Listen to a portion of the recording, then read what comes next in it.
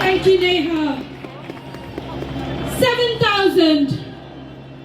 These figures from Gaza indicate that around 7,000 Palestinian civilians have now died.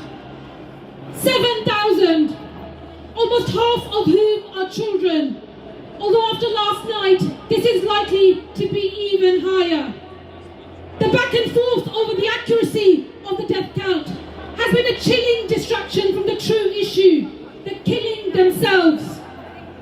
The bodies literally continue to pile up as Palestinian civilians are being killed unprecedentedly in high numbers. Yet not only are they not allowed to live, but they are also not even allowed to mourn properly. And it's not as if we haven't warned of this human catastrophe. It's not as if we don't know what happens when you deny people food and water. And it's not as if we are not aware that airstrikes kill and maim. And now innocent men and women and children in Gaza are unable to communicate with the outside world for a second day now. How many more lives need to be lost? How many more children need to be killed? And how many more homes need to be destroyed? Nothing can justify the complete disregard for Palestinian life and dignity that we are witnessing. And the ongoing dehumanization and collective punishment of this civilian population will be marked as a terrible crime against humanity for years to come. And while the UK government continues to trade arms to potentially be used against civilians, the United Nations and human rights campaigners are all calling out war crimes.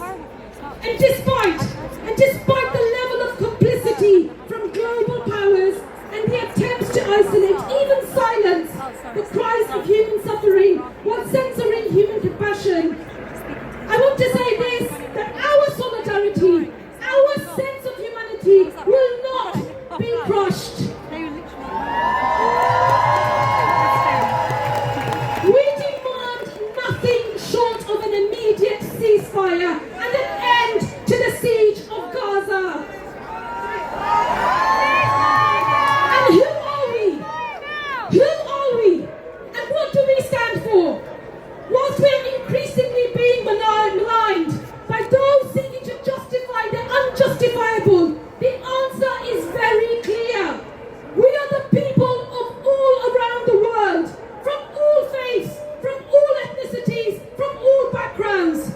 We are calling for peace and we are calling for justice where there are war crimes and crimes against humanity. For dignity instead of degradation. For human rights, not human suffering. For freedom from illegal occupation. And for safety from forced evictions, displacement and dispossession. For liberation from oppression. And for hope where there is despair. And yes, for the recognition of the state of Palestine after years of statelessness imposed on the Palestinian people.